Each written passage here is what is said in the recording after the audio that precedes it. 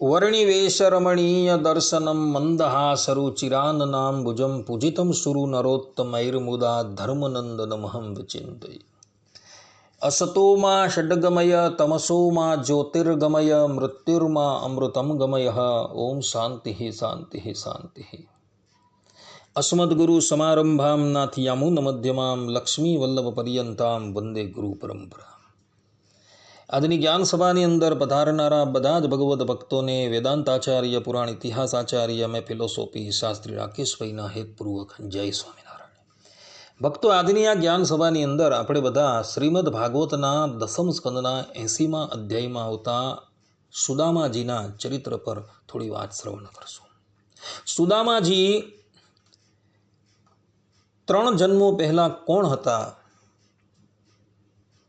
અને એને ભગવાન શ્રી કૃષ્ણનો સમાગમ કેવી રીતના પ્રાપ્ત થયો વગેરે વગેરે કથા જે છે એ આપણે શ્રવણ કરશું।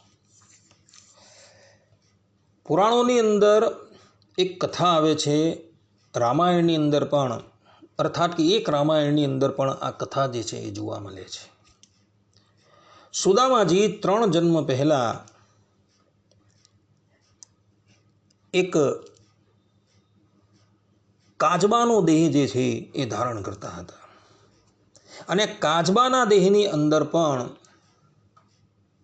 એઓ ભગવાન વિષ્ણુના અનન્ય ભક્ત હતા। એક સમયની વાત છે, ગંગા સાગરના કિનારા પર રહેતો આ કાચબો જે છે એ ભગવાનનું સ્મરણ કરતો થકો ત્યાં રહેતો હતો। ત્યારે એને જોયું કે કેટલાક ઋષિઓ જે છે એ ગંગા સાગરની અંદર સ્નાન કરવા માટે આવેલા છે અને એ ઋષિઓના મુખ થકી એણે ભગવાન શ્રી હરિના ચરણાર વિંદરના મહિમાની વાત સાંભળી। ભગવાન શ્રી હરિના ચરણાર વિંદરના મહિમાની વાત સાંભળી એટલે પેલા કાચબાને થયું કે આપણે પણ ભગવાન શ્રી હરિના ચરણાર વિંદરના દર્શન કરીએ। કાચબો જે છે એ ઋષિઓને પૂછે છે કે હે મહાત્માઓ, કે પ્રભુના ચરણાર વિંદરના દર્શન મને કેવી રીતના થાય?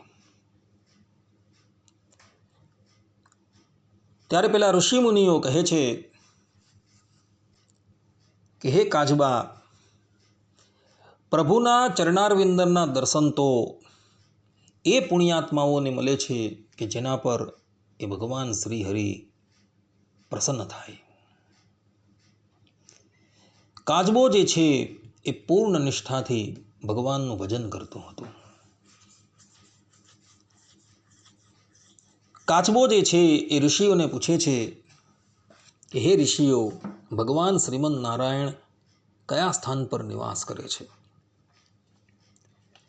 ત્યારે પેલા ઋષિઓ કહે છે હે કાચબા, શ્રીમદ નારાયણ ભગવાન જે છે એ માયાથી પર એવા વૈકુંઠ ધામની અંદર નિવાસ કરે છે અને બીજું એમનું નિવાસ સ્થાન જે છે એ ક્ષીરસાગર છે।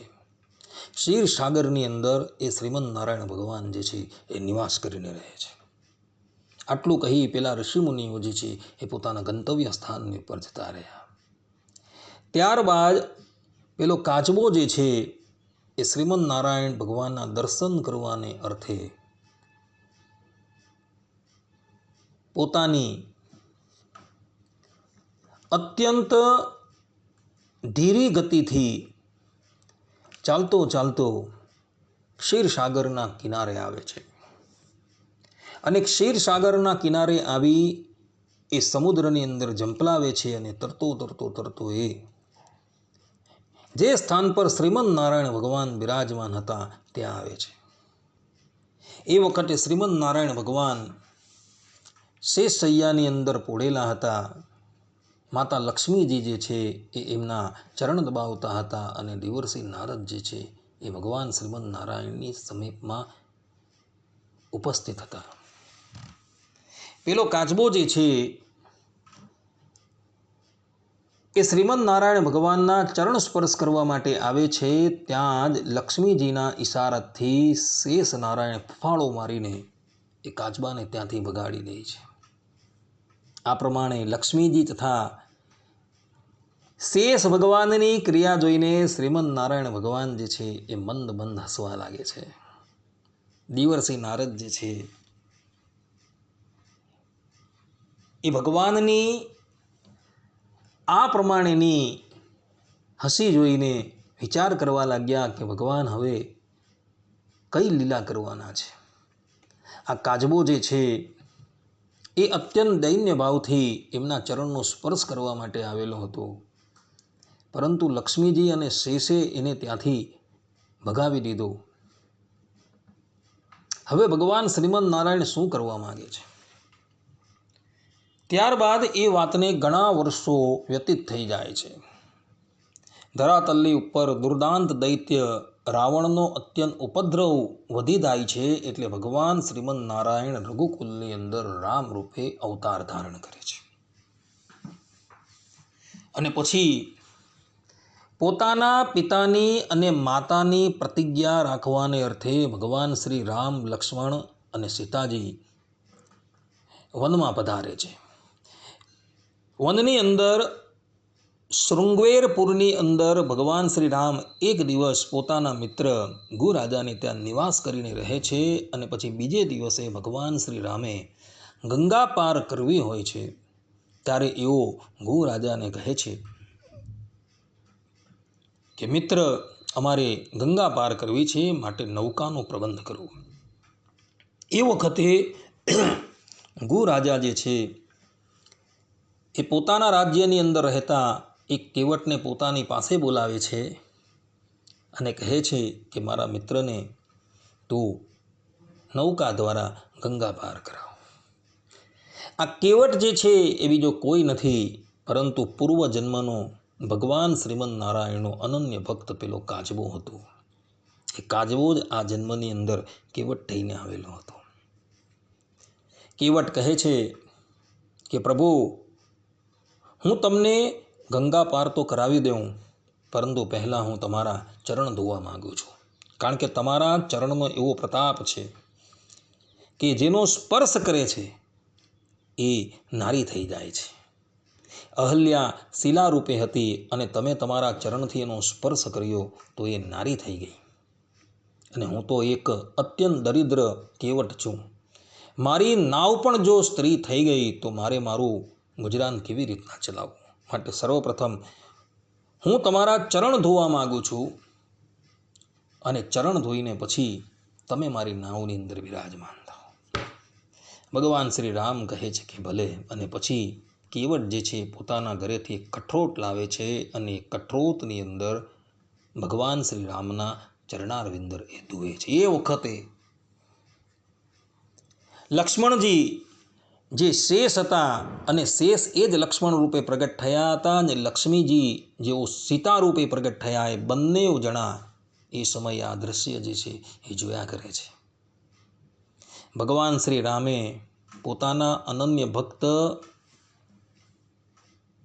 કાચબાનું પૂર્વજન્મનું જે સ્વપ્ન હતું એ આજે પૂર્ણ કરેલું છે. લક્ષ્મીજી સીતા રૂપે છે અને લક્ષ્મણજી જે પૂર્વજન્મની અંદર શેષ હતા, એ બંને જણાની ઉપસ્થિતિની અંદર જ આ કેવટ જે છે એ ભગવાન શ્રી રામના ચરણારવિંદરને પ્રક્ષાલિત કરે છે અને એમનું પાવનકારી જલ જે છે એ પોતે પાન કરે છે. ત્યારબાદ કહેવાય છે કે ત્રીજા જન્મની અંદર આ કેવટ જે છે એ સુદામા રૂપે સુદામાપુરીની અંદર જન્મ ધારણ કરે છે. ભગવાન શ્રી રામ જે છે એ દ્વાપર અને કલીની સંધિની અંદર કૃષ્ણ રૂપે પ્રગટ થાય છે. લક્ષ્મણજી જે છે એ યદુકુલની અંદર બળદેવજીના રૂપમાં પ્રગટ થાય છે અને સીતાજી જે છે એઓ પણ રૂકમણીના રૂપમાં પ્રગટ થાય છે. સુદામા જે છે એ ભગવાન શ્રી કૃષ્ણના અનન્ય ભક્ત હતા ને એક દિવસ પોતાના મિત્રને મળવાને અર્થે એવો દ્વારકાપુરી આવે છે.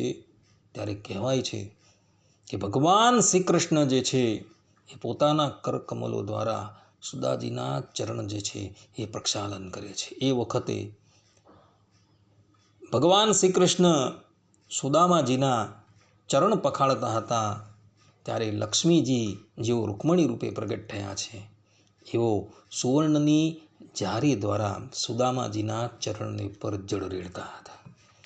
અને પેલી બાજુ બળદેવજી જે છે એ આ દ્રશ્ય જોઈને મનોમન સુદામાના ભાગ્યની પ્રશંસા કરતા હતા.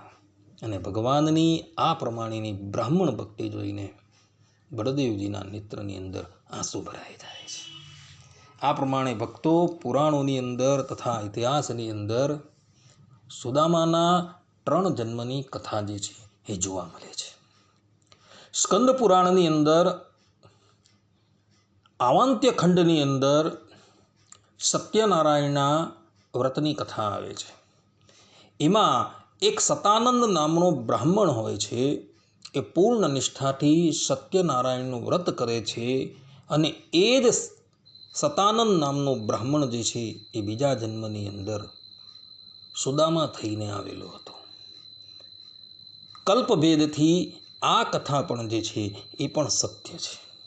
આ પ્રમાણે સુદામાજીના પૂર્વ જન્મનું ચરિત્ર જે છે એ પુરાણ અને ઇતિહાસની અંદર જોવા મળે છે.